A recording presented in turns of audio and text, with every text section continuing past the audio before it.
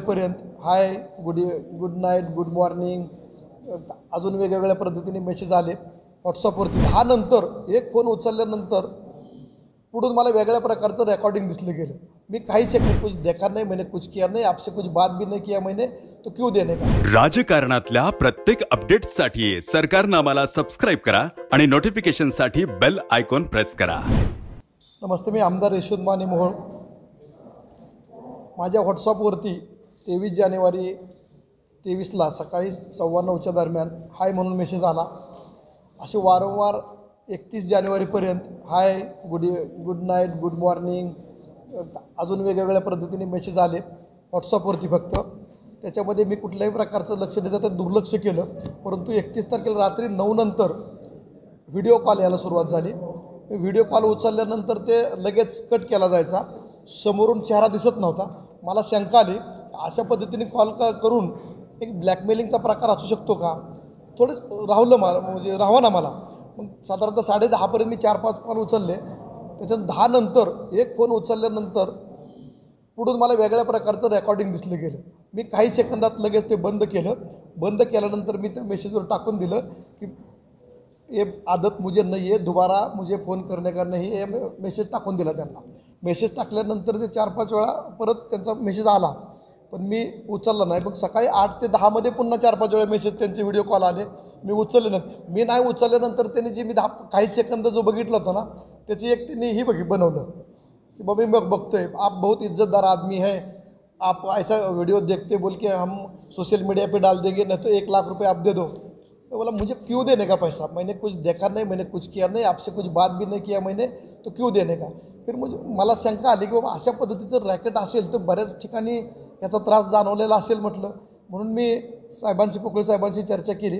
पोकळे साहेब म्हणले या दुपारी. पुन्हा गाडगे साहेब आम्ही एकत्र बसून सर्व चर्चा केल्यानंतर हे म्हणले माझ्याकडून काही रिस्पॉन्स त्यांना नाही. म्हटलं फक्त मला समोर यायचं आहे. जर माझ्यासारखी व्यक्ती समोर आली तर महाराष्ट्रामधील इतर ज्या अशा घटना घडतील ते धाडसाने पुढे येतील. आणि पैसे माझ्या माहितीपर्यंत 2-3 आत्महत्या याच्यामध्ये घडलेल्या आहेत. त्या आत्महत्या घडू नये, कुणी सर्वसामान्यांचं व्यापाऱ्यांचं व्यावसायिकांचं पैसे जाऊ नयेत या उद्देशाने मी समोर आलो आहे. अशाच पद्धतीने सर्वांनी महाराष्ट्रातील जनतेने समोर येऊन सायबर पोलिसांशी कॉन्टॅक्ट करावा. कारण मी यांना एकच विनंती केली होती की काही करा, परंतु यांना तुम्ही पकडा आणि घेऊन या. आणि या ठिकाणी राजस्थानमध्ये जाऊन 7 दिवस या टीमनी सलग त्याचा पाठपुरावा करून किंवा त्यांच्यावरती गस्त घातल्यासारखं काम करून त्यांनी 9 तारखेला पकडून या ठिकाणी तो आरोपी आणलेला आहे. मी मनापासून या पुणे सायबर पोलिसांचं मी अभिनंदन करतो. मी स्वतः वैयक्तिक मी आभार मानतो. मागितले दुसरं काय धमका 1 लाख रुपये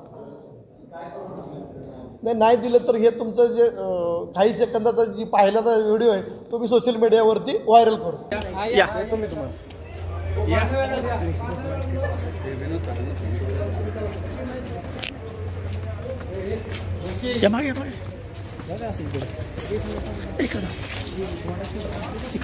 गाडीत बसणार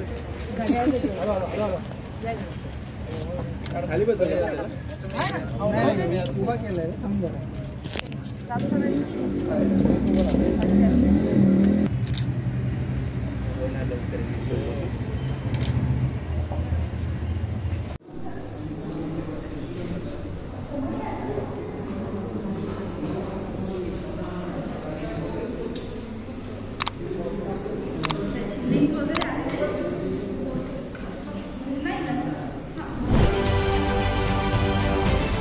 राजकारणातील प्रत्येक अचूक बातमीचे सर्वात आधी अपडेट्स मिळवण्यासाठी सरकारनामाच्या सर्व सोशल मीडिया प्लॅटफॉर्मला लाईक, फॉलो आणि सबस्क्राइब करा.